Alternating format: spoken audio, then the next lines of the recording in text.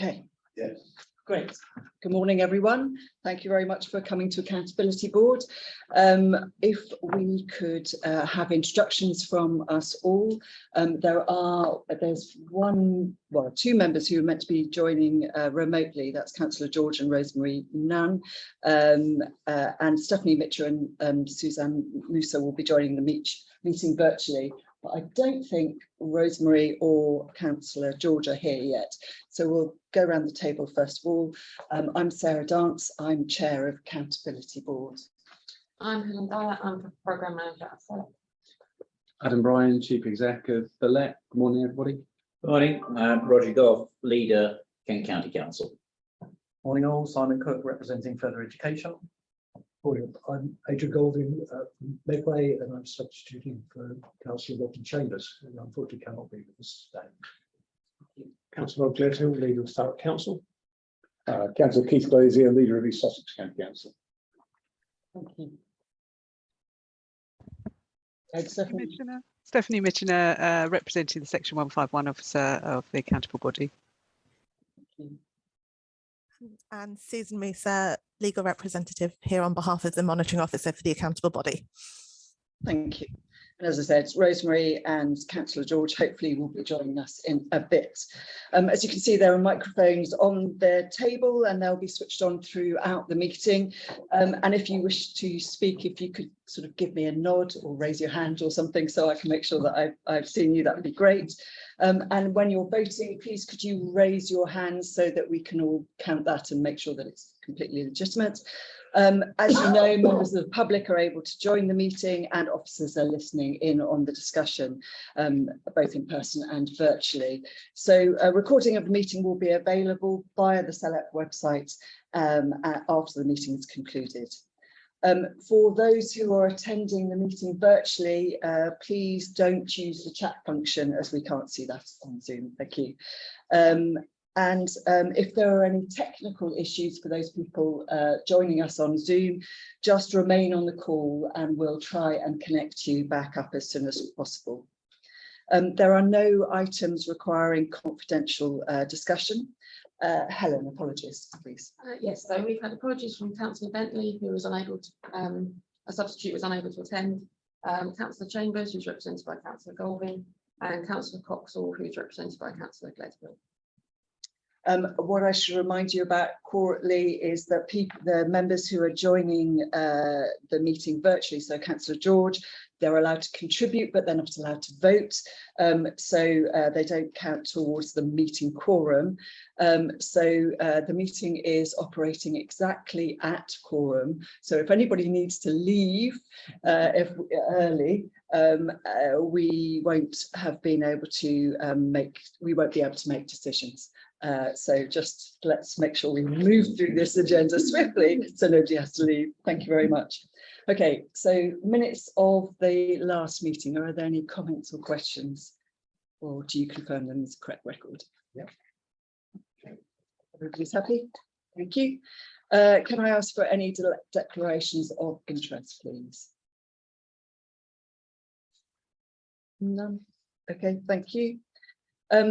Public questions. That one public question has been received, and the public question is in relation to Queensway Gateway Road project, and therefore I'm proposing that we ask that question later in the agenda alongside the item, the Queensway Gateway Road update report on item agenda 11.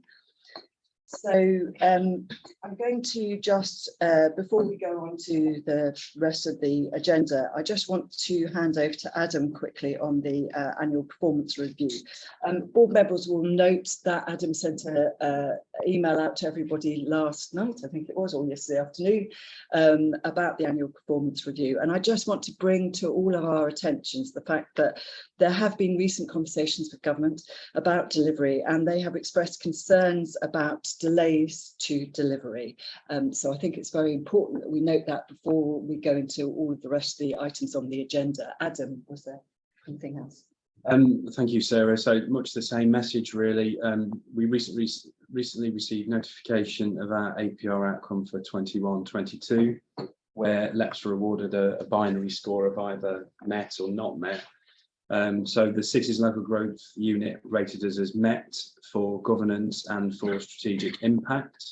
But as Sarah said, in respect of delivery, concerns were identified owing to delays in delivering some of the Getting Building Fund programme, where a significant proportion of spend of the GBF by partners will be post-March 2022, as we know.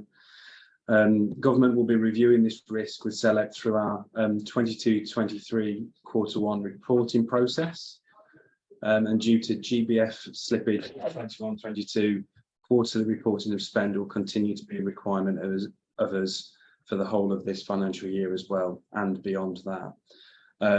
So government will have the opportunity to review the final quarter monitoring return for the last financial year over the course of the coming weeks. I would hope at that juncture to be able to give them every reassurance possible. We went through many measures to make sure that, you know, using freedoms and flexibilities and pushing to ensure as much spend as possible that we did what was required of us. That conversation will be had in informal setting with government, given those assurances, and I would very much hope to be able to report back to the Accountability Board when we meet again with a different message in respect of delivery, certainly. We're very pleased for the other two elements of the APR, which I think reflect very well on the work we continue to do.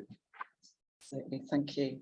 And I guess I'd just like to, again, I know I will quite often say this, but I think it's very important to say this, to acknowledge all of the work that the staff have done and the accountable body have done to try and make sure that we are able to deliver really well on all of things, and of course all of the local authority officers who work very closely with us. So thank you. Chairman, last question.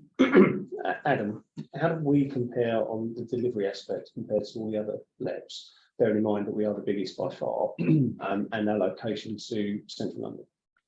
We compare quite favourably, I think, Rob. So many LEPs received a very similar message, but we were by no means an outlier in having an APR result of this type. I think there were over 20 LEPs had a very similar message. Of course, for us, we had this is very specifically around Getting Building Fund, and of course we had an awful lot of Getting Building Fund to spend compared to other areas, and you know, a lot of it has been spent. So you know, I think we are comparatively in a good position, but I think, you know, government wants to sort of ensure as much spend as possible, and so really it's incumbent upon us to demonstrate exactly where we've got to with that, and I would hope to, as I say, to reflect positively on that discussion when we talk. I'm sure government is focusing more on delivery rather than spend, because one thing that we can do is spend money, it's whether it's delivered. But it's that whole, you know, how are we comparing with others? Because every time I hear this, you know, whether it's at the council or here, that's great. But if everyone's in the same boat, you know, let's be a bit more realistic about this. But thank you. Thank you. Thank you. Okay, thank you, Adam. Let's move on now to the detail of the Getting Building Fund capital programme. Helen. Thank you. So this update covers both the report and the addendum that was issued on Wednesday. The report provides the usual update on the GBF programme, including reference to the current GBF spend position, those projects which have been identified as high risk, and an update on GBF programme wide risks. A lot of the project detail is covered in the next item, so I'm just going to pick up on a couple of key points. Firstly, the Riding Sunbeams project. This was covered in the addendum that was circulated after the main board pack.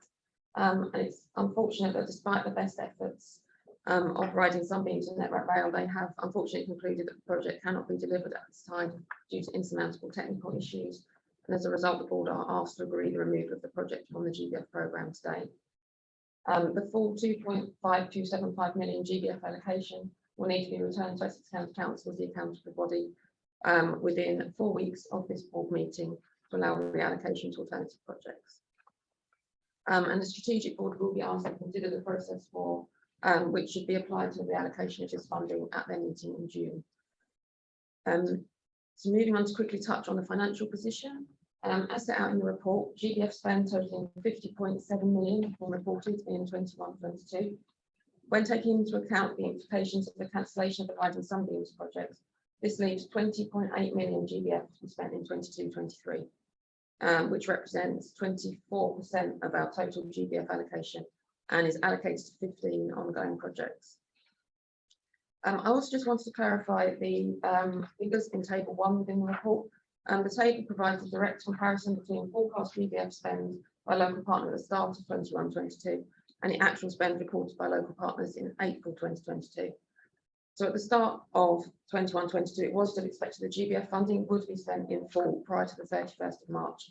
However, as the board are aware, this hasn't been possible, and therefore various mitigation measures have been applied during the course of the year, including the removal of the fast-track business solutions for Hastings manufacturing sector project from the programme and the reallocation of this funding to alternative projects in East Sussex, Essex and Kent. In addition, as the board are aware, extensions have been granted to a number of projects. And so, in summary, whilst the table provides a useful comparison between forecast and actual spend, there are other factors to take into account when considering the variances set out in the table. And just to quickly cover the Swan Modular Housing Factory, this project has requested approval for retention of the GBF funding allocation for a period of 6 months beyond March 2022. Delivery of the project has been adversely impacted by significantly extended lead-in times on some items of equipment and significant cost increases. Work has been undertaken to seek alternative solutions or to find alternative suppliers to mitigate the issues, and it is now expected the project will complete in July or August. There are 2 remaining risks to project delivery, however, and these relate to delivery and commissioning of the contracted services and equipment, and also the recruitment of the required workforce. And these risks will continue to be monitored. Just to note that a request to retain GBF funding beyond March 2022 has also been received in relation to the Food Street project. However, due to the ongoing need for clarification on the application of the funding, the board are not being asked to consider the request at this meeting. And finally, just to touch on a couple of programme-wide risks which will continue to be monitored. The main risk relates to the affordability of the GBF projects following widespread reports of increased costs and labour, increased materials and labour costs following the COVID-19 pandemic. These have been further exacerbated by extended lead-in times for some materials, rising inflation and extended response times from utility providers and other statutory bodies. In addition, the economic impacts of the COVID-19 pandemic present significant risks to the delivery of the benefits expected through the GBF funding. It is anticipated that benefits will still be realised at a slower rate, although there is the potential for some projects to report reduced benefits. And obviously we will continue to work with local partners to understand the impact of these risks on the programme. Thank you, Helen. Any Comment on the particular items now around item 6 when we get, I just want to say something on rising sunbeams.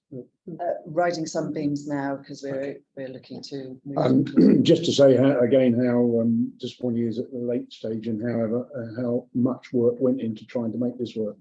You know, it was a real unique opportunity to do something different in the southeast, and we are really disappointed that the technical details can't be overcome at this time. But 2 things really. First is, I guess, a warning to all of us that as we break new ground, we also come against new problems. But secondly, we shouldn't deter from doing the right thing, even though sometimes it doesn't go exactly as you want it to. So I'd like to thank everybody for the effort they put into it, but really disappointed to have to report that it can't be delivered. Thank you, Councillor. Councillor Gough. Just a slightly more general question, which is, given the situation now we've described with rising sunbeams, indeed anything else that might arise within GBF, how confident are we that we are able then to reallocate, given that we're now beyond March 22, and the government's given, depending on the forum, slightly different signals about all that? I have asked for advice from government, and the response provided was that the Getting Building Fund programme cannot be extended. However, under the terms of the grant agreement, the only way that the funding can be clawed back by government is if it is not spent on capital.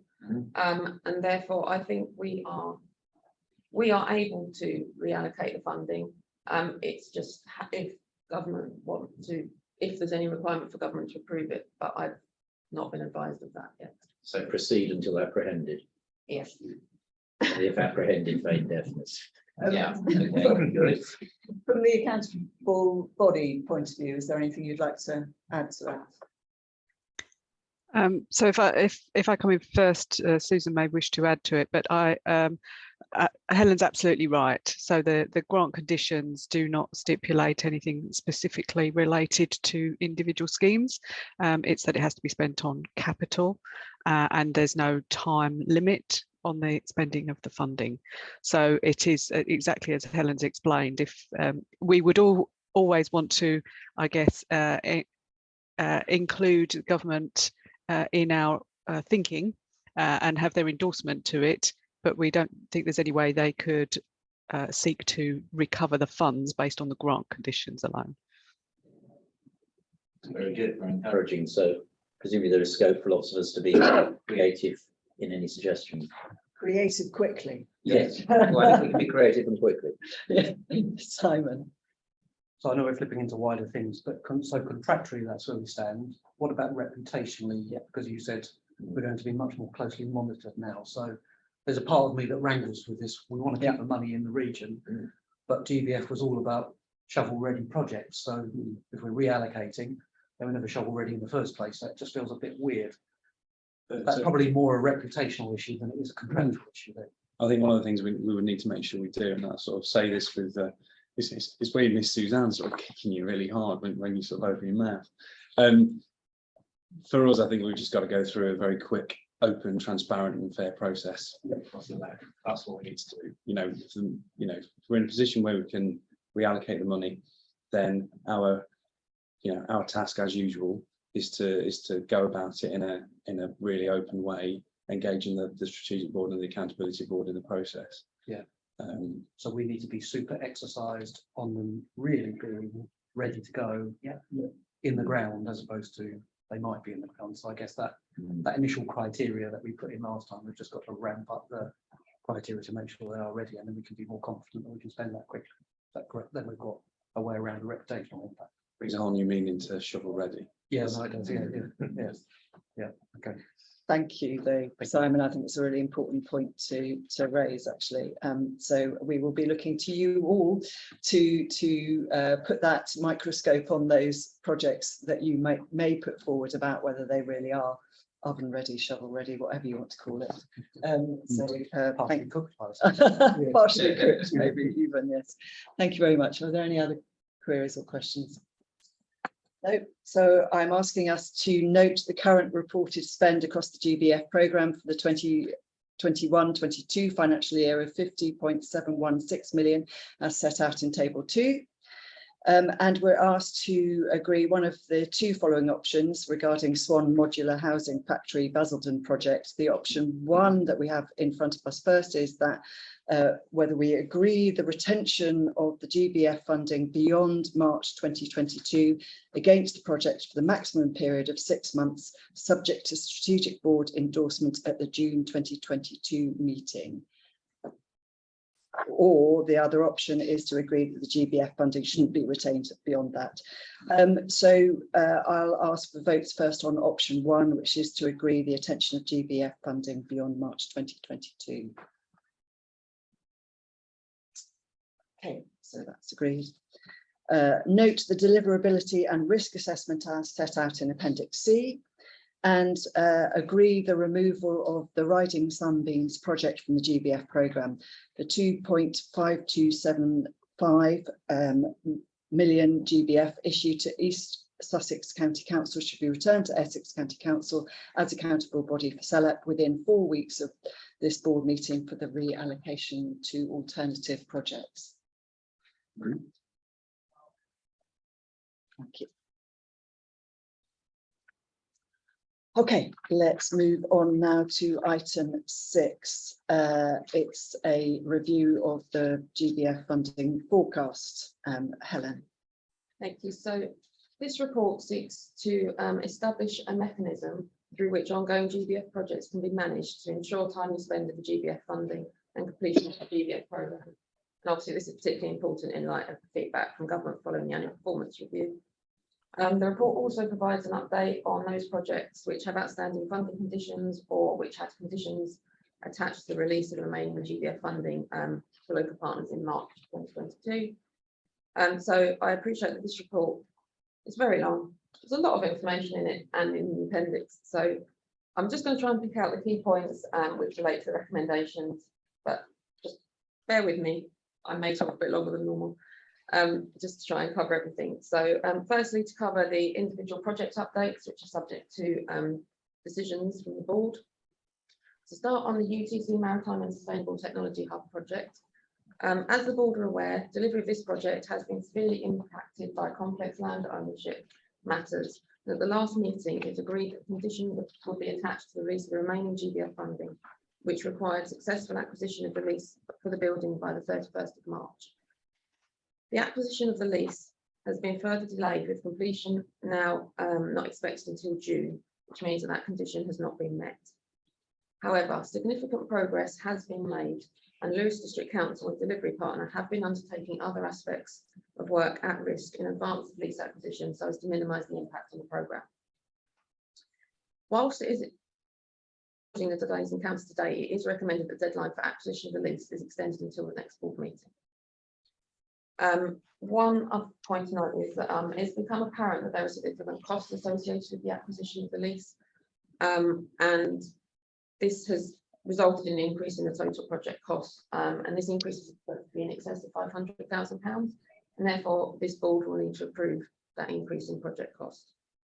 However, there is a concern that the cost increase of this scale will result in the project no longer offering high value for money, and therefore a project change request is required to demonstrate the impact of the cost increase on the BCR. It is expected that the change request will be brought forward to the next meeting, but as there is currently an element of uncertainty regarding the scale of the cost increase, it is recommended that the GBF spend on the project is placed on hold until it can be demonstrated that the project continues to offer high value for money. And as I said, this is expected to be at the next board meeting. To move on to the Daybridge Market and Commercial Space project. So as the board are aware, at the last meeting, it's advised that following the procurement process, project costs were significantly higher than expected.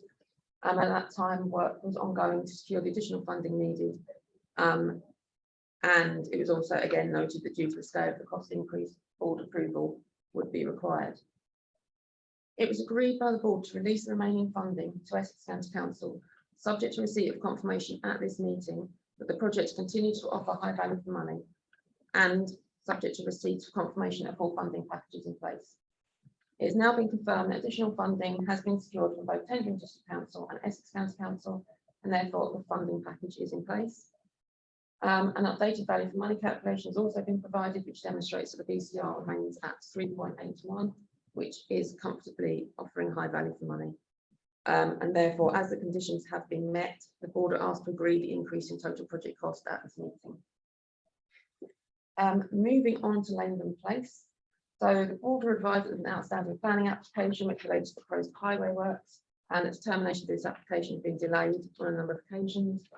And therefore it was agreed that the funding will be released subject to the planning application being determined favourably by the 31st of March.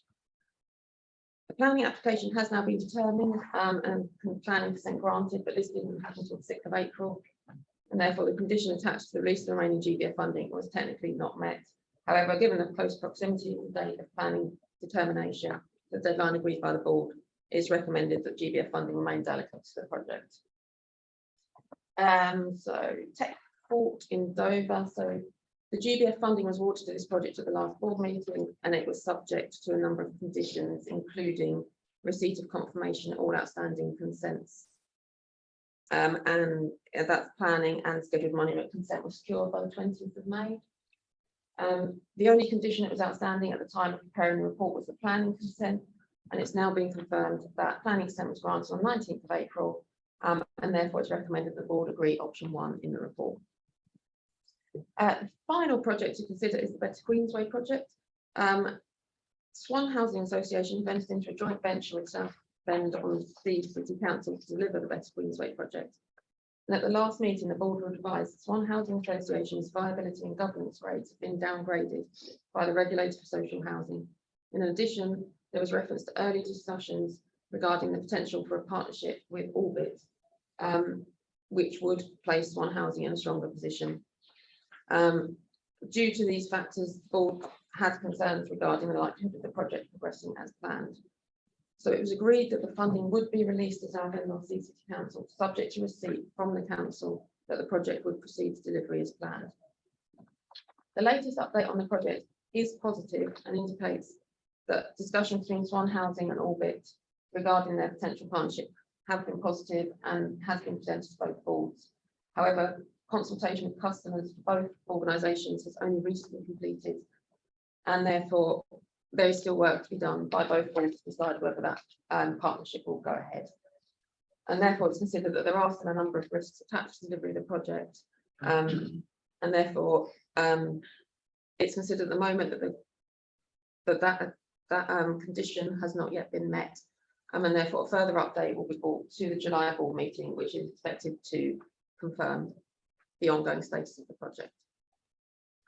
To move on more generally to the second half of the report, which considers the requirements to be attached to the remaining GBF funding. As we've already talked about, government have been clear through the GBF, throughout the GBF programme, of their expectation that the GBF funding should be spent by the 31st of March. Whilst we try to achieve this, 38% of the projects in our GBF programme have requested potential of funding beyond March. And therefore we now need to have a mechanism in place to ensure timely spend of the remaining funding and delivery of the programme. So to enable this, we undertook a full review of the entire GBF programme, all those projects which are ongoing, been asked to provide an update, including programme, budget, all the information we need to assess them. And this information has been used to devise a set of requirements which projects need to meet.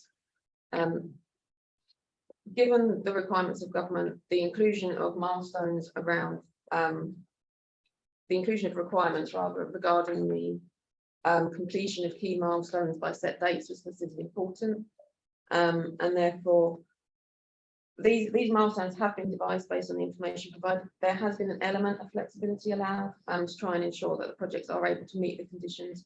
However, this has had to be limited to try and ensure that GBF spend is completed by the 31st of March 2023 at the latest. And as you'll see from the report, there are conditions around planning requirements, securing all other required consents, and commitments in place with the contractor. There are also requirements regarding ongoing need for regular reporting on project delivery, including updated delivery milestones and notification of any changes to the funding sources, and also obviously any changes to the total project cost which may impact on the value for money offered.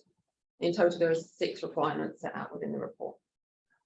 And it should be noted that whilst the recommendations set out in the report set a new deadline of all GBF spend on the 31st of March 2023, there remains an expectation for projects to complete GBF spend in accordance with the extensions previously agreed by the board.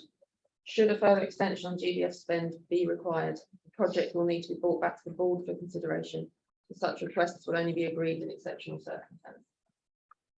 If the board agree the recommendations set out in this report, the assurance framework will be updated accordingly, and the board will continue to receive regular updates towards delivery of the remaining projects, including any further risks to delivery.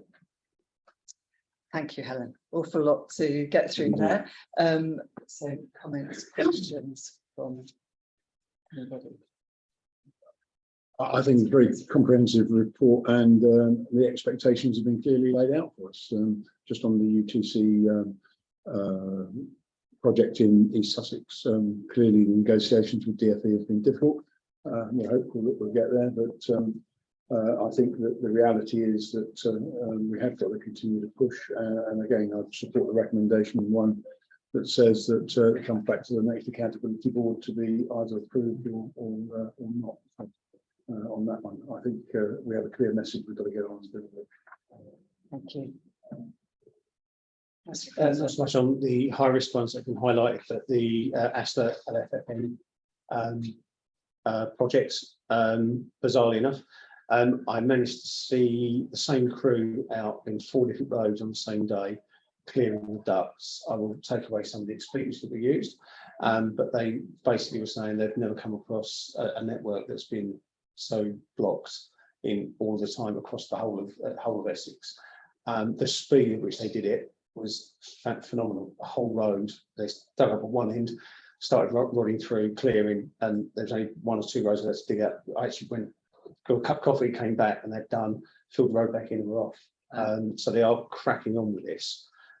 So if it doesn't get any worse, that should be delivered on time. So the next one, which is June, should be able to give a decent update as to time spent. Thank you. Simon. So with the, I think there's 4 or 5 projects that will go beyond September 22. Would it be sensible or prudent, or is it worth us considering how much by that period they would have spent? So I'm just thinking, just arbitrary, top of my head. For example, if we get to the ones that say they're going to be done by December 22 and we review that and they've spent 75%, then we can be partially, well, fairly well satisfied that the rest is going to be completed. I'm more worried about the ones that haven't spent any money at all by that point. So Yes, we will be continuing to review all the ongoing projects on a regular basis, and we will be looking at spend in comparison to the programme set out, and we'll be flagging if there are concerns. And yes, well, we will be working on that to try and make sure that spend is progressing, and that, yes, we have concerns around all spend being at the end and no spend until at the end, so we will be closely monitoring that. So would we like to ask officers to try and bring that forward in the next, every time we review each of these projects, perhaps? Yes, we can include, reference to that within the report, yes. That'd be, I suppose there's more safety in a project that's already started and Yes, progressing, Yes. even if it's progressing at a slower pace than we anticipate. yes, At least we might have more confidence it's going to be spent, as opposed to one that hasn't started at all. yes, Going to have to really Yeah. give that GBF pop Yes. in some Yeah. way, shape or form. yes. I am aware that there are a couple of projects. I think they're broadband-based projects that the spend is going to be at the end due to the mechanism of charging, but Yeah. that is something we can look at, and if work is We can progressing, report it's back just the charging mechanism, then we can cover that as well. Great, thank you. I think Helen's just covered it. I mean, my fear was that we will have some projects that will have a lead-in time and then a spend, providing we know that, and that the spread still doesn't do any harm to check that it's still on course. But to think that you've got to spend it when actually it was always planned to spend at such and such a time, as with the projects that Helen's got. But I'm sure we can have regular updates which will help us. thank you. Okay, and then just in terms of your recommendation, the question I've got about the assurance framework and altering that, from the accountable body point of view, you're happy with that, and you see that fits within the national assurance framework? Yes, absolutely. What's been proposed, so there's no restriction in this from the national assurance framework. What the requirement is that we have a clear process that's agreed and in place. Thank you. Right, so let's go through the items and the voting. So we have a recommended option for us for the UTC Maritime Sustainable Technology Hub project, which is, do we agree to extend the deadline for acquisition of the lease to the 15th of July 2022, the next board meeting? Does that agree? Can I see your hands? Thank you. Agree that the GBF spend on the project should be placed on hold until the increase in total project costs can be confirmed and it can be demonstrated that the project continues to offer high value for money. Agree. And note that a project change request which confirms the total project cost increase in value for money offered by the project will be presented to the board in July 2022. We're asked to note that a full funding package has been secured to enable the delivery of JWIC Market and Commercial Space project, and that following consideration by the ITE, the project has been assessed as offering high value for money with a high certainty of achieving this. We're asked to approve the increase in total project cost for the JWIC Market and Commercial Space project from 2.13 million to 4.45 million as required under the terms of the assurance framework. We approve that. Approve. Thank you. And agree that despite the project not meeting the condition attached to the release of the remaining GBF funding, the 0.79 million GBF funding awarded should remain allocated for the Langdon Place project, noting that the condition attached to the release of the funding has now been met, with the planning application being determined just 6 days after the deadline agreed by the board. Agree. Great, thank you. And as planning consent has now been granted for Tech Fort Dover project, note that the conditions attached to the award of funding to the project have now been met. Do we agree that the confirmation that Better project will proceed as planned must be provided at the July 2022 board meeting? Agreed. And agree that the application of the requirements set out in section 5.13 of the report as a mechanism for ensuring timely completion of the projects which are forecasting GBF spend beyond March 2022, noting that there is still an exception for projects to complete GBF spend by the date agreed by the board under the terms of that project's extension. Do you agree? Agreed. Thank you very much. Okay, let's move on swiftly to item 7, which is the Local Growth Fund Capital Programme update. Howard. Chair. We go to Councillor George's. Thank you. Welcome, Councillor George. Welcome, Rosemary, as well. Thank you for coming to the meeting. Thank you. Apologies for my lateness, but I have been listening for about 20 minutes. Thank you. Okay. Apologies for me. Many thanks. If you wish to say anything, if you could raise your hand so I can see it, then that would be great. Thank you very much. Howard. Thank you. So Local Growth Fund Programme update. This report provides the usual updates on the Local Growth Fund Programme, including an update on LGF spend to date and spend forecasts for future years. As set out in the report, LGF forecast spend for 2021-22 has reduced by 14 million since the last update to the board. As a result, there is currently LGF funding totaling over 58.3 million forecasts for spend in future years. Spend of this funding will continue to be monitored until all LGF projects have been delivered. Since the last board meeting, Kent County Council have undertaken a comprehensive review of LGF spend to date, and this in conjunction with changes made by other local partners has resulted in a reduction in the amount of LGF spend in 2020-21, and therefore the board are asked to note the updated position. These changes have also resulted in an increase in the amount of LGF funding forecast for spend in future years.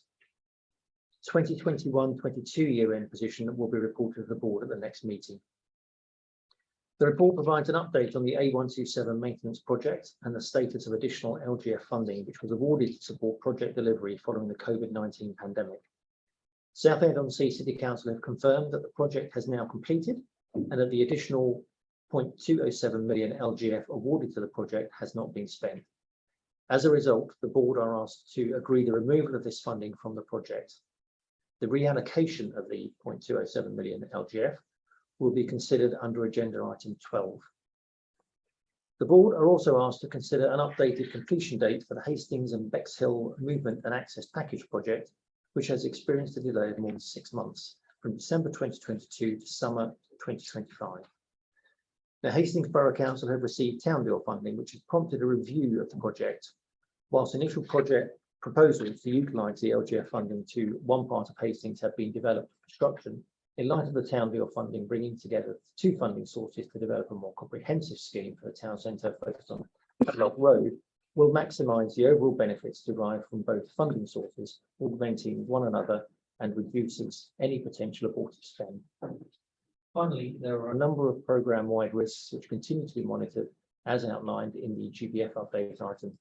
There remains a significant risk of cost increases due to inflation, material cost increases, and extended lead-in times. The majority of the LGF projects are fairly well progressed, so the impact is likely to be less significant than that experienced by the GBF programme, but the impact on each of the projects will continue to be monitored. Thank you, Howard. Any comments or questions? Councillor Goff. No, just to say that in the case of our own, the reassessment of our own expenditure, I mean, it is a timing difference. It moves between one financial year and another, but there's been a very, very thorough audit of our expenditure in that area since there were some changes in staffing. Thank you, Councillor. That's been undertaken very thoroughly. Thank you. Any other? Just to say on the Hastings project, I hope the report is self-explanatory, really. The opportunity to do a more thorough job joining 2 funding packages seems to make absolute sense. Thank you. Okay, so we're asked whether we agree that the reported LGF spend on the project delivery of 2021-22 of 45.158 million, excluding DFT retained schemes, and increasing to 48.032 million, including DFT retained schemes, as set out in Table 1 and Appendix A. Do you agree? We agree. You. Note the updated 2020-21 year-end position as set out in Table 3.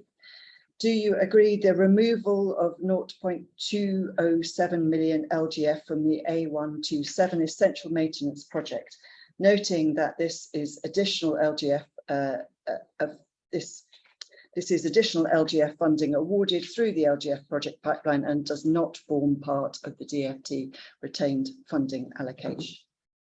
Do you agree? Note the deliverability and risk assessment as set out in Appendix D. And do we agree the updated completion date for Hastings and Bexhill movement and access package, which has experienced a delay of more than 6 months? The project completion is delayed from December 2022 to summer 2025. Do you agree? Okay, thank you very much. Okay, let's move on now swiftly to item 8, which is a report on the high risk project update. Howard. Thank you, Chair. So this report provides an update on the delivery of the A13 widening, the A28 Story Link Road, and Maidstone Integrated Transport Package projects, which have been identified as high risk. I'll start with the A13 widening. As outlined in the report, the new road opened to traffic on the 2nd of May, albeit with speed limits in place due to a delay in progressing the required UKPN connections to the traffic lights and street lighting. Meters have been installed at the Orsett Cock roundabout, enabling provision of power to the roundabout and the western end of the scheme. And that update from last night is that the traffic signals are now operational and traffic management is currently being removed. That's good news. However, connections at the eastern end of the scheme will now be completed, will now not be completed until July, which means that the reduced speed limit will remain in place until that time. As reported to the board in February, there are other non-highway works that need to be completed, including balancing pond works and planting. These works are ongoing and expected to complete in the summer of 2022, although it is likely that some of the planting will take place in November 2022. The A28 Story Link Road, the deadline for completion of the required land acquisition of August 2023 was agreed by the board at the November 2021 meeting. At that meeting, the board were also provided with an updated programme and budget. The programme and budget remain as outlined previously, with completion of the project expected in the summer of 2025. However, it should be noted that the LGF spend profile has been updated to reflect the outcome of the comprehensive review of LGF spend undertaken by Kent County Council previously. The voluntary land acquisitions and negotiations continue alongside the CPO process. The design and build contract went out to tender on the 31st of March, and it is expected that advanced environmental mitigation and updated ecological surveys will start this year, followed by commencement of construction in the summer of 2023. Finally, Maidstone. The board have received a number of updates on this project, with the primary risk to delivery of the full project relating to the need to secure listed building consent for the relocation of the Ragstone Wall at Moat Park. Following the decision by Maidstone Borough Council to defer a decision on the listed building consent application in order to seek further information, the board agreed to allow the project until this meeting to secure that consent. The application was ultimately considered by Maidstone Borough Council Planning Committee on the 21st of April, and consent was granted. All 3 phases of the project are now progressing, with the trial closure of Cranbourne Avenue commencing in late March 2022. This closure will remain in place for 6 months before a decision is made as to whether to make this change permanent later this year. An update on the programme for each phase of the project is set out within the report, alongside a summary of the risks to project delivery or items which may impact on the delivery programme. These risks include the need to avoid booking the required road space to deliver the planned improvements. The road space requirements fall under both Kent County Council and the National Highways, depending on the location of the works being undertaken, which adds a layer of complexity to the process. In addition, there is a need to avoid clashing and other ongoing roadworks so as to minimise the impact of the road network during construction. The board will continue to receive updates on all three of these projects. Thank you. Thank you, Aaron. Really important to get those updates. Any questions or queries from anybody? Councillor Glad. Does anyone want to buy about 1 million cones? We've had them out for years, a little bit worn. Seriously, it was great news that it was Monday this week. I think the lights finally came on. We'd already been using it, but we had to restrict the flow of traffic to keep the speed moving, and so keep the traffic moving but the speed down. And yeah, it's finally open. It is just planting and the pond balancing and some drainage issues which shouldn't affect the flow of traffic. We are going through a progressive course of myth busting. There was a big hatched area on the road, which has been now just going to be used for everything from emergency services to run down, for helicopters to land and everything. It's just a requirement now under the new road traffic regulations, so people have got time to see if there's a traffic jam around the corner and nothing else. So we'll be dealing with that rather than people saying, well, why do you waste all this money on a piece of tarmac we can't use? But yeah, it's I won't say everyone was happy that it opened on the 2nd of May. They were just happy it opened on the 2nd of May. So yeah, we've had councils driving around it 2 or 3 times just to make sure it's for real. So it's hopefully that'll be the last time we see this on an agenda. Thank you very much. Okay, so we're asked on the A13 widening, we're asked to note the update on the project and note that a further update will be brought to the July 2022 board meeting. On the A28 Surrey Link Road, we're asked to note the update on the project and note that a further update will be brought also to the July 2022 board meeting. And on the Maidstone Integrated Transport Package, we're asked to note the update and note that the listed building consent to relocate the Ragstone Wall at Moat Park has been granted, and note that a further update will also be brought to the July 2022 board meeting. Thank you. Okay, so item 9 of the LGF project update, Grays South. Helen, you're going to do it, but I also understand that Keith Rumsey is here if we have any questions. So thank you. Hopefully. So to start off, so at the last meeting, the board were advised that following significant cost increases, there were concerns that the Grays South project no longer offered high value for money. In order to mitigate this risk, it was agreed that a project change request and updated value for money assessment will be brought forward for consideration at this meeting. In the interim, it was agreed that LGF spend on the project should be placed on hold. Due to the scale of the cost increase, a formal decision to approve this is also required from the board in accordance with the SELEP insurance framework. The required change request and updated value for money assessment have both been submitted by Thurrock Council, and an independent technical review has been completed. This report provides the outcome of this process and sets out a number of recommendations as to how to proceed.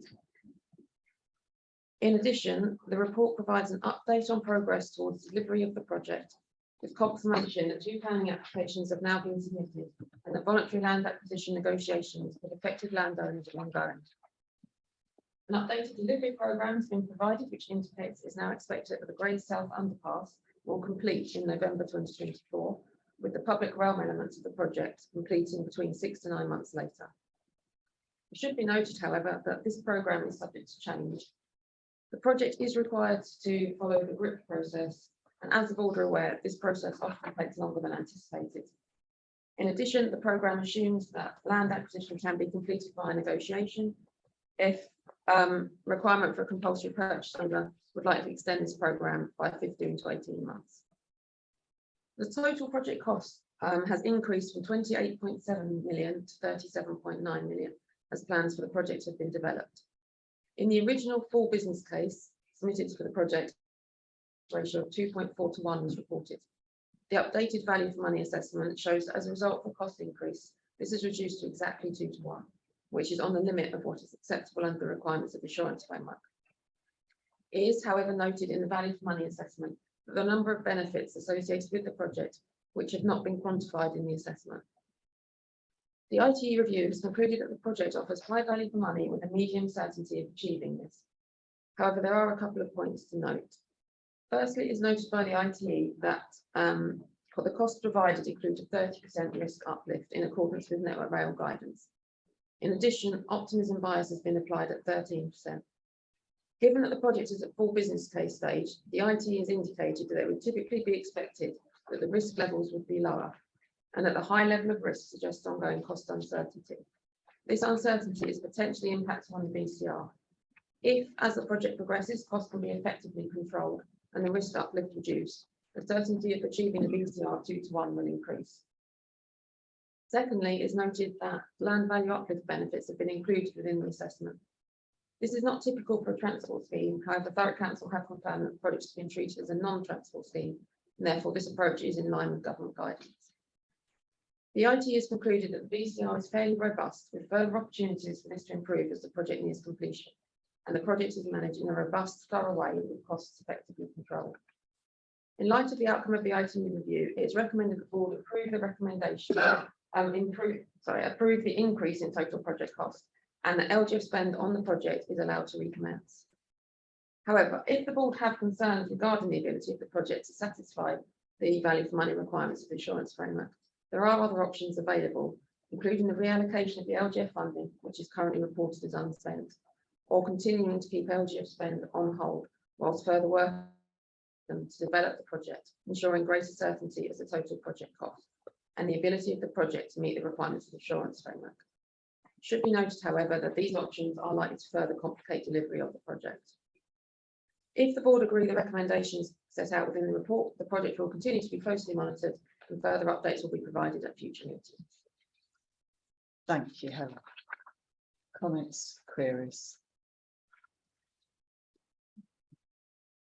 That's Blaisdell. So since it's slap bang outside my office, this I'm not going to say it's been a nightmare, but as we know, Network Rail is not the fastest moving of project supports, which is of course an issue. And as we've gone through, as we know, prices have increased.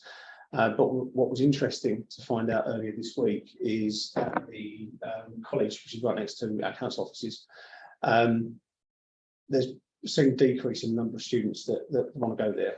And one of the reasons stated is it's difficult to get from the college to the town centre. And then when you get to the town centre, they don't feel 100% safe because of the town centre layout. Town centre layout isn't part of this application, but of course, if you know the area, you come out past our brand new offices, you would then go through the underpass and come out the other side at the same level as the street. There's quite a pronounced hill between one and the other. So that would increase the sightline and of course the accessibility, which then makes the college more viable. And people coming from outside of the area coming in, we then spend more money in the town centre, and then we start seeing a business case increase.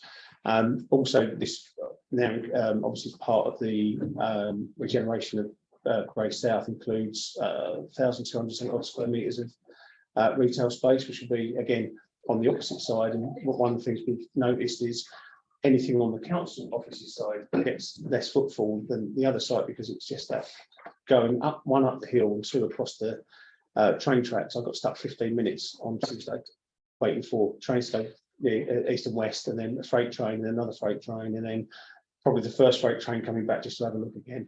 It just seemed it was just train traffic non-stop, and when you've got a queue either side, it then it's more difficult for everyone to get around and so on. So this will be an absolute godsend for Grays. So hopefully everyone will support keeping the money here. Councillor Cox should be here today. He's actually on a different regeneration meeting, and I are going around on Tuesday to start moving this a bit more forward with the other projects that are going on in Grays itself. So we've got Towns Fund going on, we've got the whole regeneration of the shopping area and everything. So hopefully everything will come together and will be a massive improvement. I can remember when that particular road was a road crossing, and when it went to foot crossing, it was like, why don't we just get rid of it at the time? And when I say that, it was about 10. So as you can tell, that's about 11, 12 years ago. So it's taken 40 odd years to get to this stage, and we really do need for the sport to continue. Thank you. Okay, any other queries, comments? Okay, so we're asked to note the update on the project delivery and note that following submission of an updated value for money assessment, the project has been assessed as offering high value for money with medium certainty of achieving this. we're asked whether we approve the increase in total project cost for this project from 28.7 million to 37.9 million as required under the terms of the assurance framework. Is that approved? Thank you.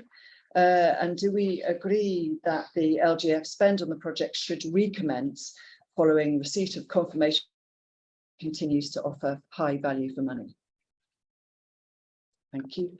And note that a further update on project delivery will be provided at the July 2022 board meeting.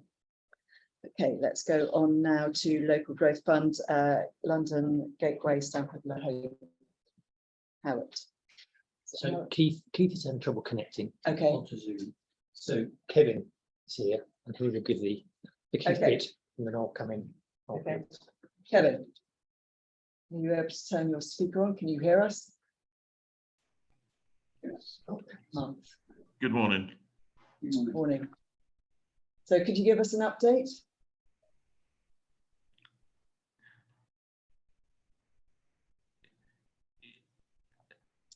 He's got Keith on the phone. So. I am. I'm just scrolling down to the report. Okay.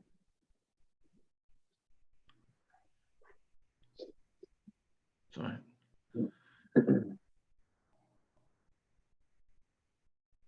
Okay.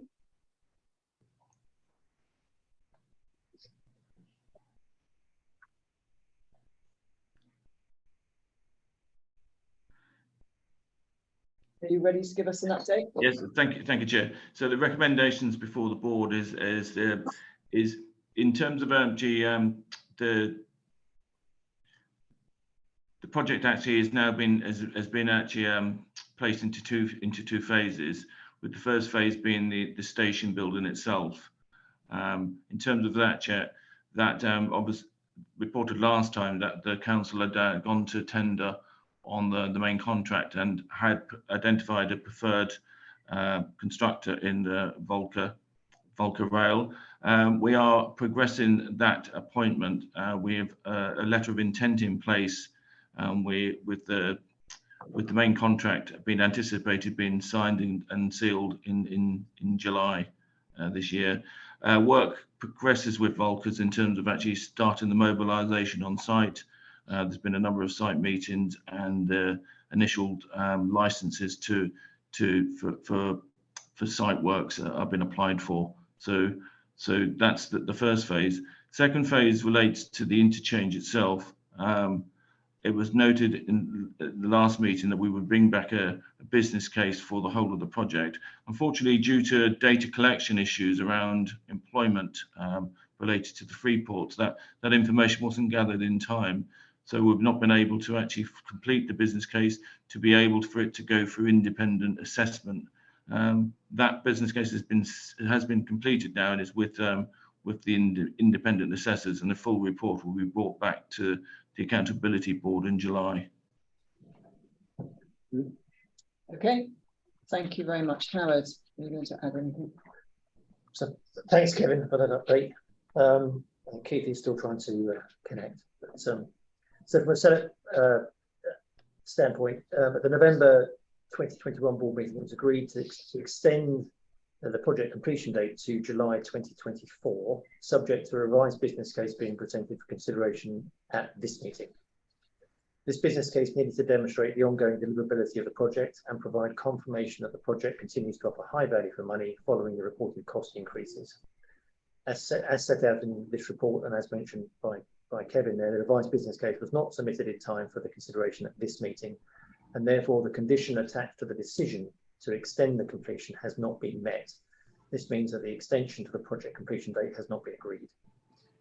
In addition, at the September 2021 board meeting, it was agreed that confirmation of a full funding package for phase 2 work should be provided at a February 2022 board meeting. To date, this information has not been provided as work is ongoing to develop design proposals for phase 2. Evidence of a full funding package for the entire project must be provided as part of the updated business case. There remains concerns regarding the ability of the project to realise the improved access to employment sites envisaged within the original business case. It is acknowledged that the context of the project has changed since submission of the original business case, particularly in light of the introduction of the Thames Freeport. The revised business case must reflect on the benefits set out within the original business case with consideration of the changing project context. The updated business case has now been submitted to SELEP and is currently being reviewed by the independent technical evaluator. If this business case provides the assurances required, the board will be asked to agree the requested extension to the project completion date at the July board meeting. If concerns remain, further work may be required before the business case can be presented to the board. That's now with Steer. Thank you, Howard, and thank you, Kevin, for stepping into the breach at the last moment. Any questions or comments? No. Okay. We're asked to note the update on the project delivery and note that the updated business case required to demonstrate that the project continues to be deliverable and that it continues to offer high value for money was not submitted in time for consideration at this meeting, as previously agreed by the board. Noting that this means the conditions attached to the agreement of the requested project extension to July 2024 have not been satisfied, and therefore the extension has not been granted. Note that the updated business case will now be considered at the July 2022 board meeting. If the business case is not submitted in time for the completion of the ITE review in advance of the July board meeting, the board will be asked to consider whether the LGF funding should remain allocated to this project. Thank you. Okay, let's go on now to, it's going to be item 4. So first of all, we have a public question, which Adam is going to read out. And then also do a response. The person who submitted the question is unable to attend in person, and that's what's going to happen in that way. Adam. Thank you very much, Sarah. So the question relates to the Queensway Gateway project specifically, but there was a fairly long question. The actual question itself is what steps can and will the Accountability Board take to ensure East Sussex County Council are held to account to fulfil their function under the SLA in order to start presenting meaningful and accurate reports to the Accountability Board? Will the board seek an acknowledgement from East Sussex County Council of both their failure of delivery of the project and also of their repeatedly reporting inaccurate and misleading update reports since at least November 2019? Will they seek an undertaking that these failures stop now? So that was the question relating to Queensway Gateway. The response is there are steps that the Accountability Board could take to test the robustness of the update reports provided by East Sussex County Council with respect to the Queensway Gateway Road project, including ongoing monitoring of the project, including continued provision of update reports to each board meeting. If desired, the board could request a greater focus on certain elements of the report, such as delivery risks or progress towards realisation of expected project benefits. If the Accountability Board consider that the final connection with the A21 cannot be delivered in accordance with the approved business case, resulting in the full outputs of the scheme not being realised, then steps may be taken to recover the £10 million LGF allocation to the project from East Sussex County Council under the terms of the service level agreement which is in place. It is acknowledged that historically some of the updates on the Queensway Gateway Road project provided to the Accountability Board by East Sussex County Council were limited in detail, and some key milestone dependencies and risks could have been set out more transparently within the reports. This has meant that there has been ongoing slippage in reported delivery timelines. More recently, efforts have been made by East Sussex County Council to provide more complete update reports, which take into account all key milestones and which seek to be clear where there are dependencies in the delivery programme. Work is ongoing by East Sussex County Council to continue to strengthen the updates on the Queensway Gateway Road project provided to the Accountability Board. The Queensway Gateway Road update report provided to the Accountability Board by East Sussex County Council in July 2022 will set out the steps that are being taken by the Council to ensure that the updates provided by Sea Change Sussex on project delivery are robust and complete. In addition, the report will set out how East Sussex County Council are holding Sea Change Sussex to account with regard to delivery of the project in accordance with the agreed business case and in accordance with the back-to-back agreement in place between the two organisations. Thank you, sir. Okay, so we are now going to go on to look at item 11, which is the Queensway Gateway Road project update. Unfortunately, I understand an officer was unable to be with us today to report. So I just wanted to ask Councillor Glazier to say a couple of words, and then I'll also hand over to Helen. Thank you, Councillor Glazier. Thank you very much.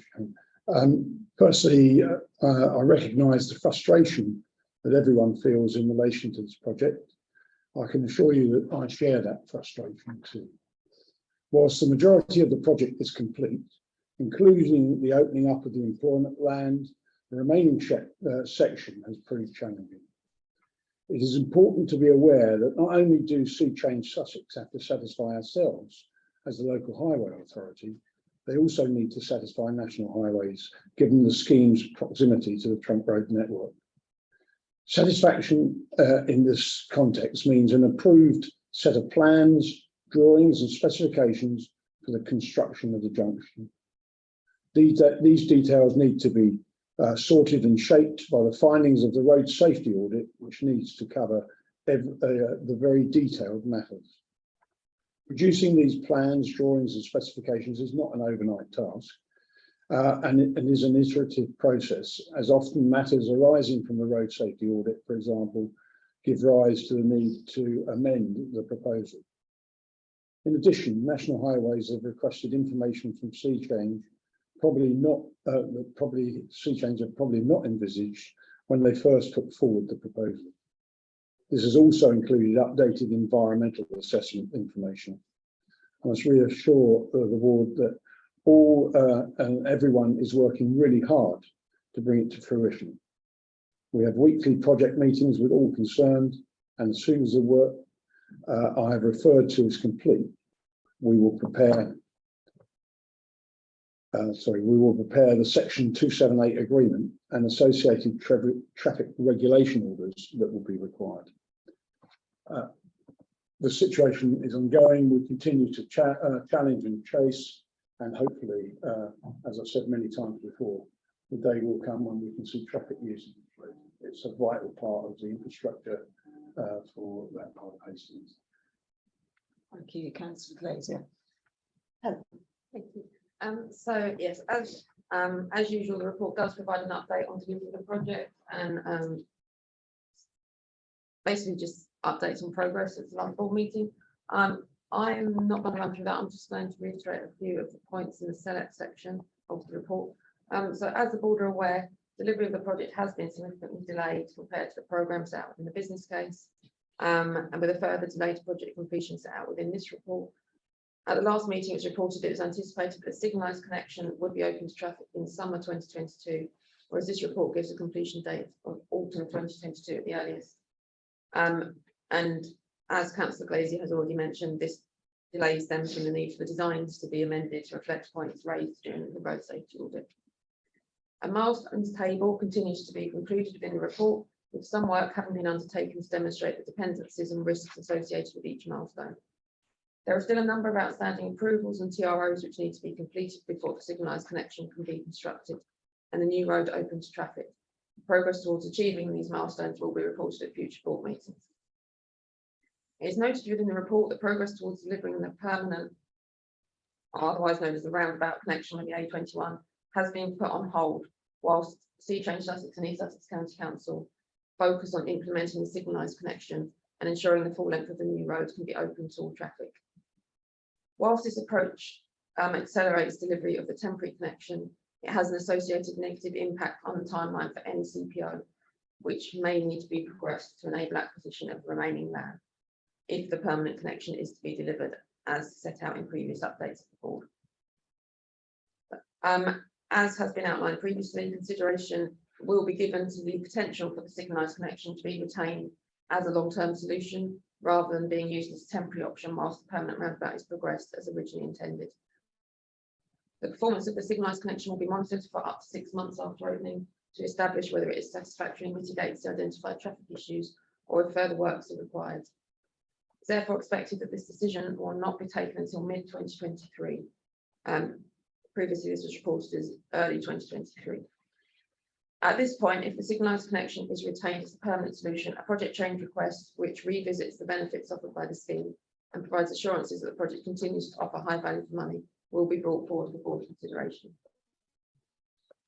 The delay in delivering the final section of the road presents a risk of realisation of the traffic-related benefits set out within the business case. Connection with the A21 is critical to ensuring that levels of congestion are reduced. So, as Councillor Daisy has mentioned, the majority of the employment benefits relate to the unlocking of land. This has been achieved, however, to date, timelines for the realisation of those employment benefits is currently unclear, as development needs to come forward on those sites. And as has just been mentioned in the public question, the update report provided to the board in July will set out the steps that are being taken by East Sussex County Council to ensure the updates provided by Sea Change are robust and complete, and will also identify how East Sussex are holding Sea Change Sussex to account with regards to delivery of the project in accordance with the business case and the back-to-back agreement between the two organisations. Thank you, Helen. Really important to get this detailed update, and thank you, Councillor Glazier, for giving us that detail. Are there any questions or comments from the board, please? Councillor Glazier. Only that I feel Councillor Glazier's pain. Being joyful about the A13, you know, pretty much you might as well just taken out the road names, swap them over. I've put them back a number of years. It is difficult. It seems to be more and more difficult to get some of these things done, especially when certain national boards are involved, not the same which ones, but I can guess which.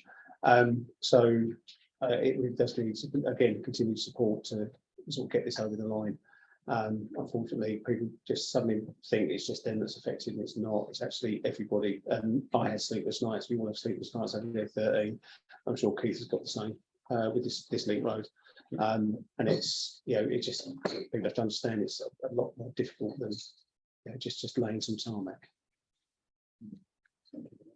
Thank you. Great. Okay, I would like to make a request that actually I really appreciate that you've been able to speak, but if we could make sure that at the next report we do have an officer present, that would be fantastic, just in case there are any details on it. Thank you very much. Okay, so we are asked to note the latest position in the delivery of the project and the steps that will be taken to secure completion. And we're asked whether we agree that the board will be provided with a further update on the project, which updates the project delivery plan and associated milestones at its meeting on the 15th of July 2022. Do you agree? Thank you very much.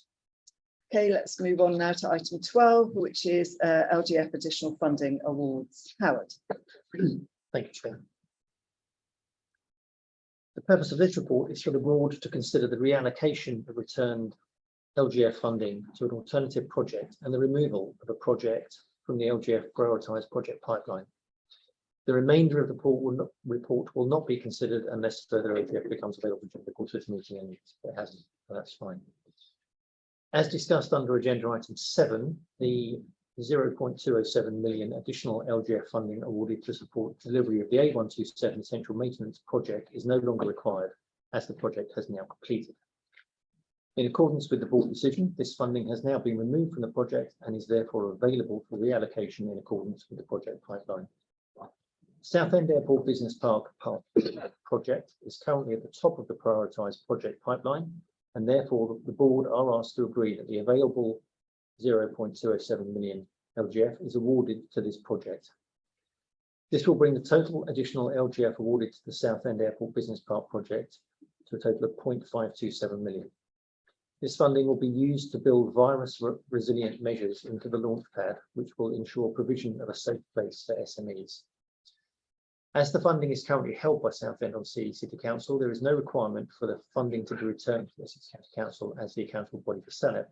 However, a variation agreement which formalises the transfer of the funding from the A127 Central Maintenance Project to the Southend Airport Business Park project must be completed before the funding can be spent on project delivery. The A127 Essential Maintenance Project additional funding request was split into two parts. with the 0.207 million LGF previously awarded representing Part A. Part B remains on the project pipeline. The board are asked to agree the removal of the project from the pipeline in accordance with the update provided by Southampton City Council, which confirms that the project has now completed. Thank you. Any comments or questions from the board on that? So we're asked to agree the award of an additional 0.207 million LGF to the Southend Airport Business Park Project, Part A. Do we agree? Yeah, we agree. Okay, thank you. Agree the removal of the A127 essential maintenance stroke the Bell Part B project from the LGF pipeline. Do we agree that? Great. Thank you very much. Okay, let's go on now to item 13, which is Growing Places Fund update. Helen. Thank you. So this report provides the usual update on the Growing Places Fund programme, including an update on project delivery, realisation of expected benefits and risks which are impacting the programme. There are 3 projects that the board are particularly asked to consider at this meeting. The first of those projects is Crowley Loop Road.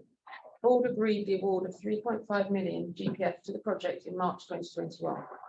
At that time, there were concerns regarding the security of the Section 106 contributions cited by Kent County Council as part of the repayment mechanism due to a refused planning application for the Hillborough development. Due to this risk, the board took the decision to release funding to the project in 2 tranches. The first tranche of 2.1 million was made available to Kent County Council following a decision by the board in March 2021.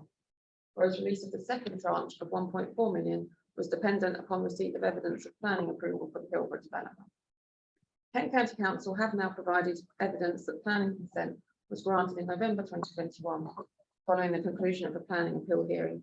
Required Section 106 agreement has been completed and requires payment of the developer contributions at the commencement of development at the site, which will help to ensure timely repayment of the GPF loan. At this meeting, the board asked to agree that the conditions applied to the release of the second tranche of funding have now been met and that the remaining funding can be released to Kent County Council following completion of the required legal processes. The second project under consideration is Cockle Wharf. So the board were advised in November 2021 that Levelling Up Fund funding had been secured to support delivery of the project. At the time, it was agreed that the project would remain on the GPF project pipeline whilst the formalities of the Levelling Up Fund award were completed. It's now been confirmed that Southend City Council have signed a memorandum of understanding with government in relation to their Levelling Up Fund funding, and therefore the board are asked to agree the removal of the project from the GPF project pipeline. This means that there are no projects remaining on the GPF project pipeline. It is expected that options for the use of the available GPF funding will be brought forward to both Strategic Board and this board for consideration in the coming months as the future role of the LEP is confirmed. So the final project under consideration is the Eastbourne Fisherman's Quayside and Infrastructure Development Project. So this project was awarded 1.15 million GPF funding in December 2017, and the work set out within the business case have now been completed. A repayment of 250,000 was due to be made against the project prior to the end of 21-22. However, in March 2022, East Sussex County Council advised that the Eastbourne Fisherman's under 10 metre community interest company would only be in a position to repay 100,000 of the £250,000 due. This repayment was received in March 2022, leaving a balance of 825,000 owing on the loan. There are a number of reasons set out in the report as to why the full repayment due could not be made in 21-22, including the impact of Brexit on the fishing industry and slower than expected trade in the on-site shop. The position is now looking more positive with more activity at the site, a new manager and a stable team. Completion of the second phase of the project funded through the local growth fund also provides the opportunity to introduce new income streams. It's been advised that more time is required for the Eastbourne Fisherman's under 10 metre community company carry out an options appraisal and reconsider their financial models following recent changes to the project team before a revised repayment schedule can be presented for board consideration. It is expected that this repayment schedule will be provided to the board in September 2026. This delay does raise concerns regarding the ability of the project to meet the repayment obligations set out in the GPF loan agreement. As the full repayment due against the project could not be made in March 2022, interest is now chargeable on the remaining balance of the loan in accordance with the terms of the loan agreement. This interest will be chargeable until either a revised repayment schedule is agreed by the board or an additional repayment is made, which brings the project back in line with the agreed repayment schedule. The board will be provided an update on progress in July 2022. Assurances will be sought where possible to mitigate the risk of non-repayment. Just as a final note, this seems a good time to reiterate the requirements and in terms of GPF loan agreements for the board to be made aware of any required changes to the GPF repayment schedules prior to repayment becoming due, with the more recent GPF loan agreements requiring 4 months notice of a change, thereby ensuring there's sufficient time for the board to consider the change before it is implemented. Thank you. An important note at the end there. Okay, comments or queries from the board?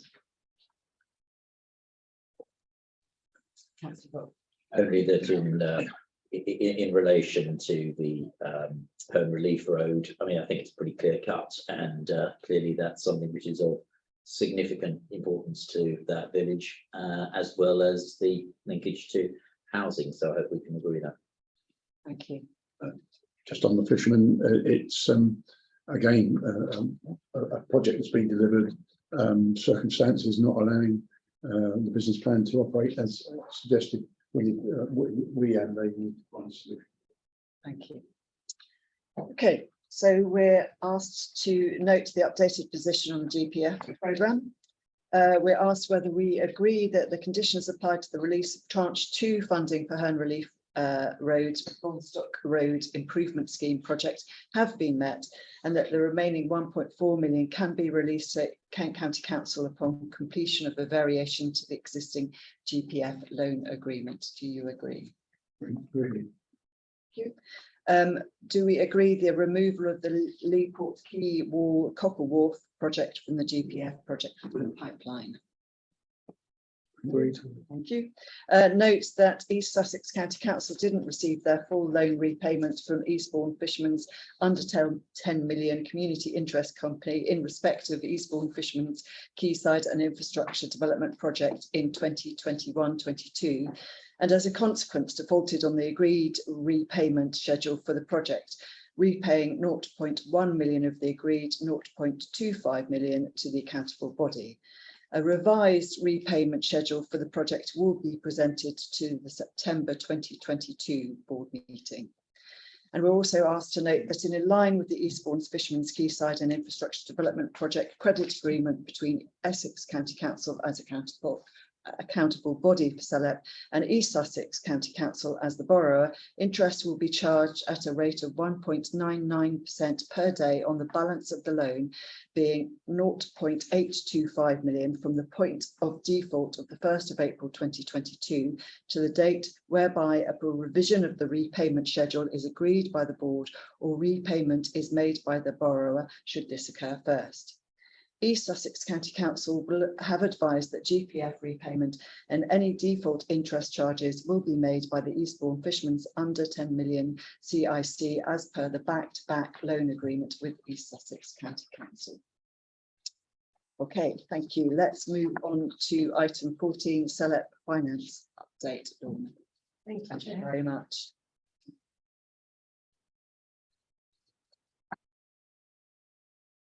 Thank you. Good morning. I'll just introduce myself. So I'm Lorna Norris, Finance Business Partner for Essex County Council and support the role of the accountable body for the council. So this report today is just giving an update on the outturn position for 21-22 and looking at the impacts for 22-23 budget. I'll just touch on the kind of capital position before we move on to the revenue detail, just to kind of give clarity with respect to the fact that by the end of March this year, all the remaining GBF funds and LGF funds have been transferred out to partners, so we no longer hold any of those monies. That's in accordance with the decisions made back in February. That highlights obviously the importance for this board to continue to monitor the delivery around those programmes. We also, so that means the only funding we hold is this kind of outstanding balance around the GPF programme. We've got £13 million that we're holding at the moment, of which about 4.5 million is committed to be going out in this financial year, with 5.6 million of payments due in this financial year to come back. I think it was just wanted to highlight, given the issues raised in the last item around the GPF repayment on the Eastbourne Fishermen's piece, and to reiterate Helen's point around people being very clear and ensuring they're monitoring their GPF repayments, particularly where they're sitting with a third party, and ensuring that appropriate notice is given if there's any challenges. Just very mindful that we're moving into a very difficult situation. The inflation position has been very challenging for areas, and we just need to be able to plan if those repayments due should be struggling, so we can manage those and plan for them appropriately. Just moving on now to look at the revenue position for the end of the year. So the net cost of services for the revenue position that was to be funded from reserves is 687,000, of which 329,000 is to be met from the operational reserve. This represents an underspend of 251,000 when it's compared to the latest budget position. So overall, this forecast or this outturn position reflects an improved position of 105,000 that was presented at the February meeting.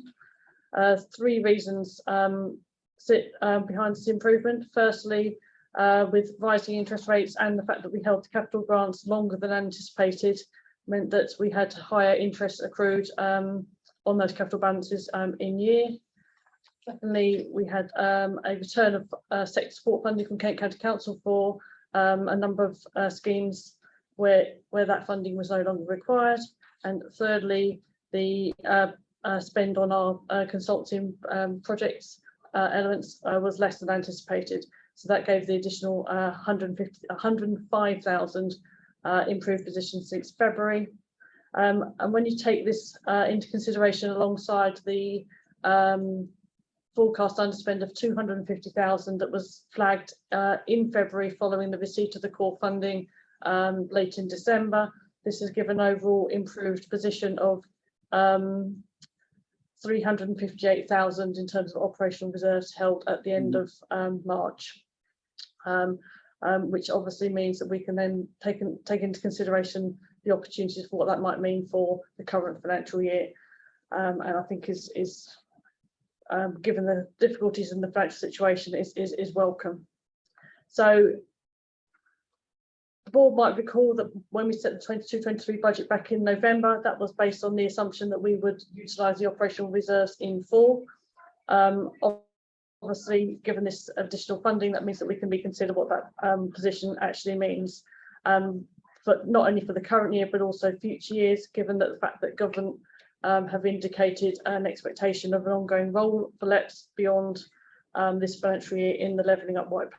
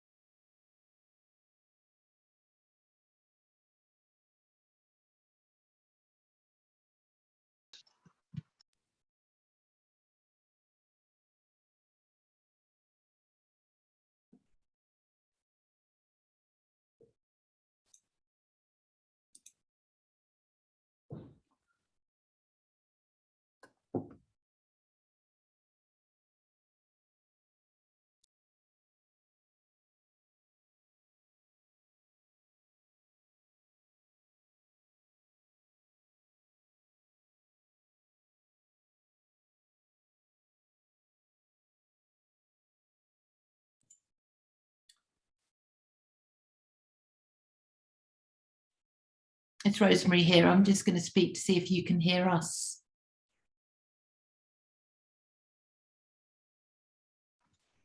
I can hear you, Rosemary, but not the board meeting.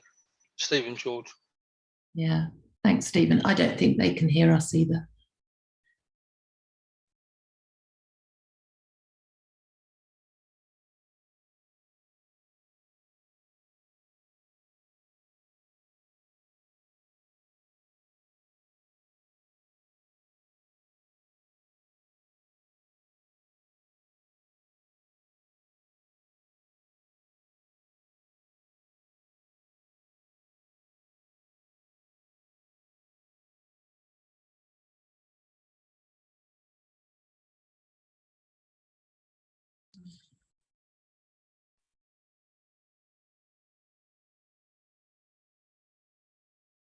Can you hear us at all?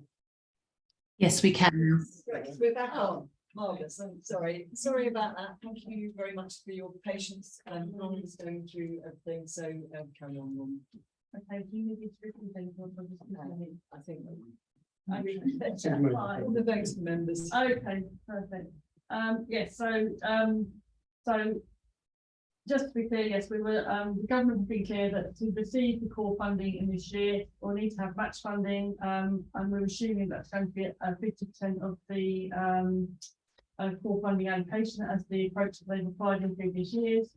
So paper presents a proposal for partner contributions of a total of 137,500, and that's been applied across partners using a per capita breakdown in line with previous years. It includes in that to make the balance of the match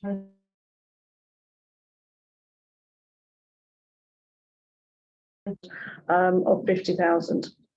So if the board choose to agree the match funding contributions and taking this into account together with the anticipated core funding of the 375,000 and the underspend in 21-22 outturn position, this will give us additional operational reserves compared to the budgeted 22-23 position of 870,000. So it's our intention to work with Adam and his team to consider the options for this funding alongside the development of the delivery plan that for 22-23 that's due to be presented to the strategic board in June, as well as consideration for funding requirements into 23-24. We're therefore proposing to bring back an updated budgeted position in July for consideration by the board.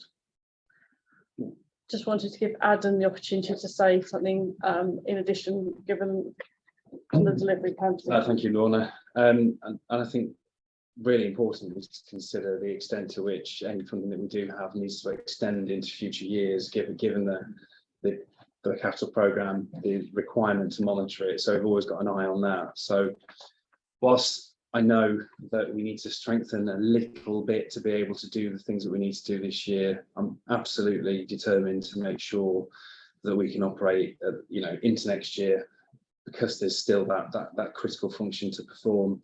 I will bring a full piece to the strategic board in June, but when I looked across government's expectations and LEPs for what we're doing now, and you look at strategic planning and intelligence, you look at convening the business voice and on delivery, there is clearly a big body of work for us to undertake. It's no less important than it's been in the past. We've just talked about the fact there is an issue of getting building funds to address. There is growing places funds to administer, as has just been mentioned. So that's the exciting part of the delivery piece. And beyond that, there are other elements that of course we continue to deliver, and how we get the growth up over the line. Of course, this year's also really important. Everything that we do around convening the business voice, as important as ever. I think it's been quite a thrilling week for me in many respects. I've been to more meetings this week in person than I've managed in the last 3 years.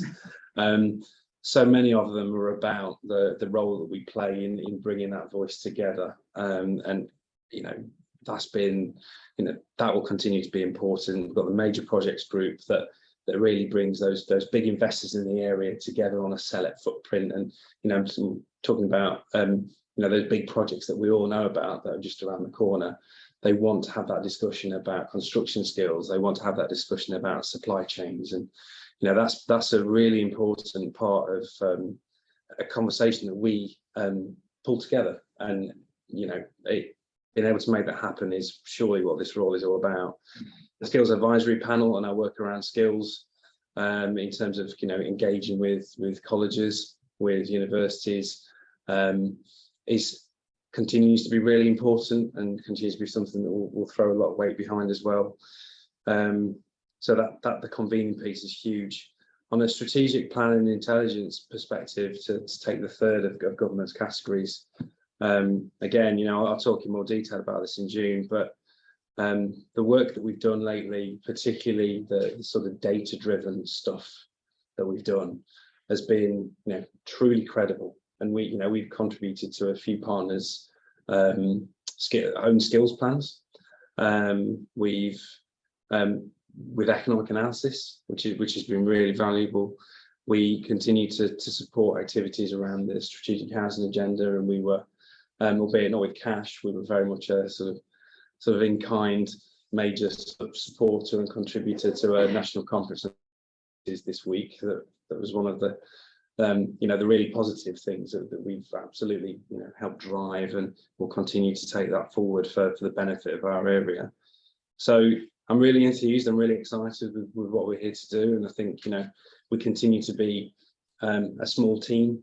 I think if we're looking to bring a little bit more support in, it'll probably be very specific support on one or two things for a time limited period of time. We're proud of what we've continued to achieve despite the fact we're so few people. We're really grateful for the contributions that we've had in the past, and I think one thing is key, it's going to be key this year, but I think even more next year, is the fourth expectation that government have around the role that we play in responding to almost to the policy direction of the white paper, which is about what comes next in terms of local democratic institutions. What role can we play in just supporting partners achieve what they need to achieve there? And that's about intelligence, that's about the understanding of the economy, that's about engaging business, all the things that we've done, I think, so adeptly over the last few years. We need to be there next year, maybe the year after, and the year after that, who knows? But we need to be there to support that in the balanced and unbiased way that I think that we always have supported things in the past. So it's an exciting body of work. It's been a really difficult year and a half because of the uncertainty. But I'm really pleased that we've retained most of the team. I'm pleased that we've got a clear route forward.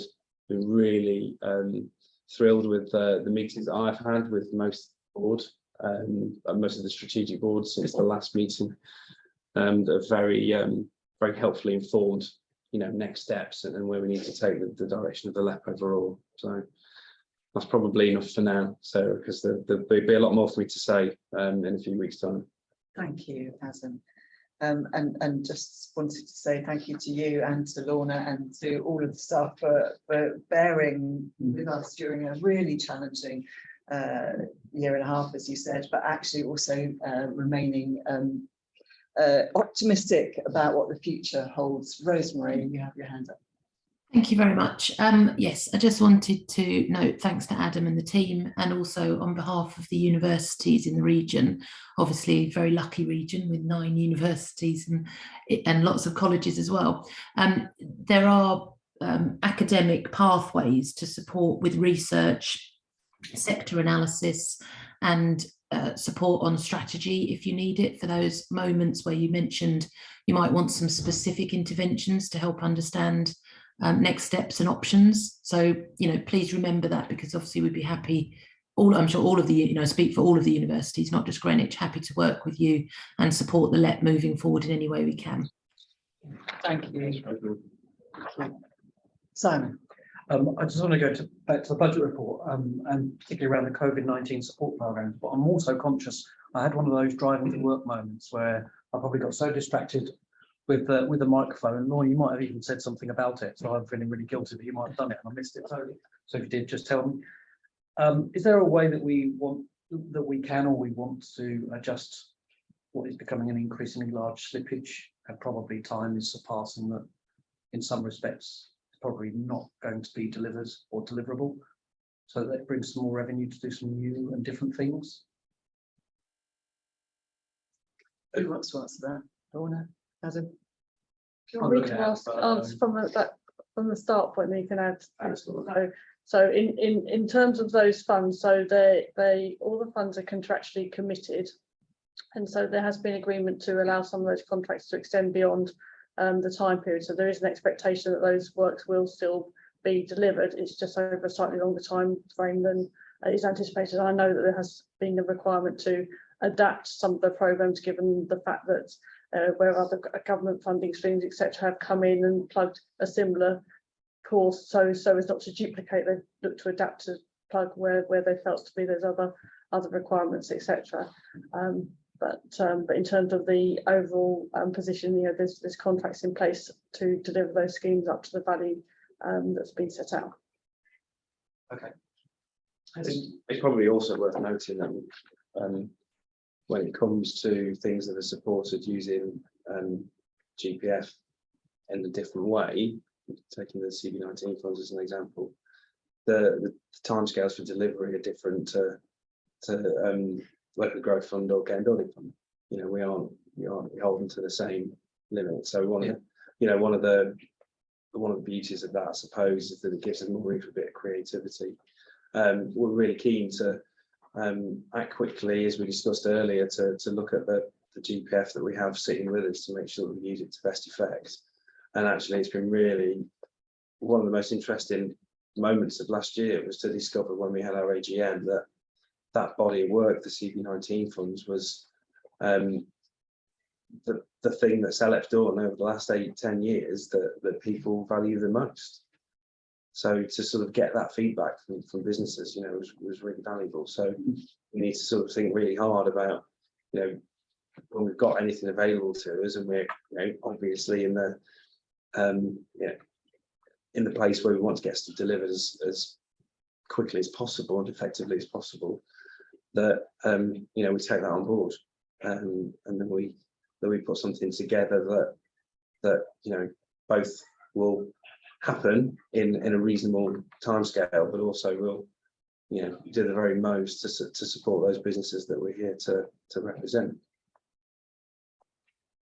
Thank you. Any other comments, Chris?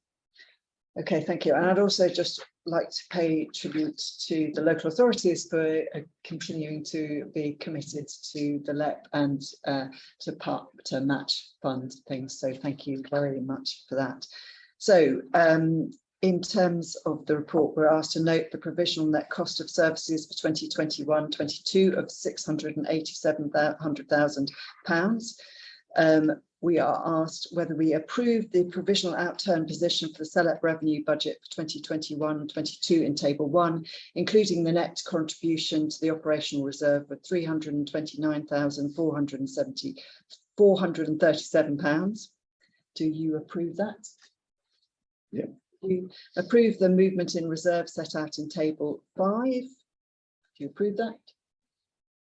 Approve the uncommitted balance of £22,672 on the sector support fund is appropriated to the operational reserve as the fund is closed to new applications. Do you approve that? Note the risk to the Growing Places Fund of the default loan repayment in respect of the Eastbourne Fisherman's Quayside and infrastructure development project. And do you approve the match funding contributions for 2022-23 set out in Table 6 to support the SELEP delivery plan in 22-23 and to enable the release of core funding anticipated from the government in 22-23? Approve a reduction in the budgeted contribution from the operational reserve in 22-23 equal to the total value of the agreed match funding contribution from the partners, noting that an updated budget position will be brought to the July 2022 meeting to reflect the agreed changes to the delivery plan for 22-23. Very much. Okay, then finally on to item 15. Adam, you're going to give us an operations update. Thank you, Sarah. I'll keep this really brief. I'm very conscious that it's a familiar paper. The items in it are there largely to note changes to the assurance framework, update to the assurance framework compliance monitoring, and just a few tweaks to the risk register as well. Hopefully, board members have reviewed and are comfortable with those things.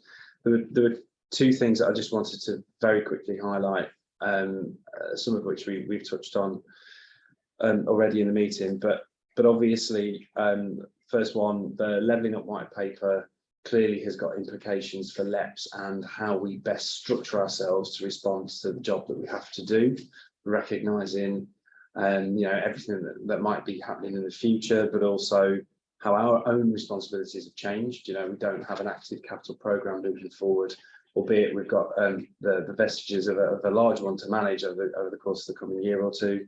And to monitor it beyond that. But we just need to be mindful that at some stage over the course of the coming months, we're going to have a look at how we're organised, that infrastructure that we have in place, the company itself, the accountability board, just to make sure that the way in which we resource ourselves to exist is fit for purpose, given that there is a new purpose. So I just wanted to flag that. You'd expect that we would do that, but I just wanted to note that's absolutely something that's on the radar. And just a minor point, really, we receive on a regular basis freedom of information requests, as do all public organisations with a public face. That this obviously does have an impact on the small team that we have, and indeed on our very industrious accountable body colleagues, and looking at Lorna in particular over there. Just a flag that obviously the response to these things, continues to be a really important thing to do, from a statutory and from a moral perspective. And of course, we'll continue to resource it. But should they continue or indeed increase, then obviously that has an impact on the wider body of work and the stuff that I've discussed 5 minutes ago. So just to make you aware of that as a potential risk, and obviously it's something we'll keep a keen eye on, and continue to report to the board on how that affects our operation, because we are a small operation at the end of the day, and it's quite a chunk of officer time. But no, the rest of it is familiar territory, and hopefully many to note. Thank you very much. Any comments or queries from the board? Simon? Just one. Ironically, without wanting to create even more work around freedom of information requests or subject access requests, you might already do it for the strategic board. Is it worth giving us a little box chart of which ones are alive and what the volume of them are? Because it's always the volume of detail that's under the request that is the huge amount of work, isn't it? Rather than we've had 4 FOIs, for example. It's the volume of information that's the biggest part, isn't it? Yeah.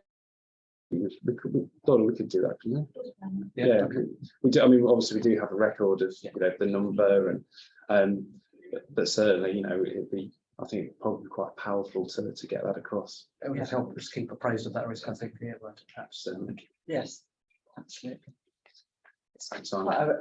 quite a live risk. I get copied into most of them, so yeah, thank you. Any other? But congratulations, Adam, on your work and all of the team on all of this. One little thing I'd like to say, because it's the kind of thing that always just jumps out at me, but where there are no's on the assurance framework, on the bits that we haven't achieved, some of which are related to minutes and publishing of minutes or registers of interest, it's really, really important that they become yeses and not no's. Especially if we are going to also, the register of interest is vital, because we will be looking at some reallocation of some funds, and therefore the register of interest is vitally important that it's up to date. So I'd make a plea out to my colleagues that those are kept up to date, please. Thank you. And that we try to submit the Federated Board minutes and agendas on time, please. Thank you, because then I'll be happy when I look at it and see yeses. Thank you very much. Okay, so we're asked to note the proposed changes to the assurance framework as described in section 4 of this report. Note the update on the assurance framework compliance monitoring and governance KPIs at the appendices B and C, and note the changes to the risk register at appendix D. Thank you very much. We have finished before time, hurrah, so nobody needed to leave, so thank you very much. Thank you to all the officers for all of your work, and to you for being here. Thank you. Thank you.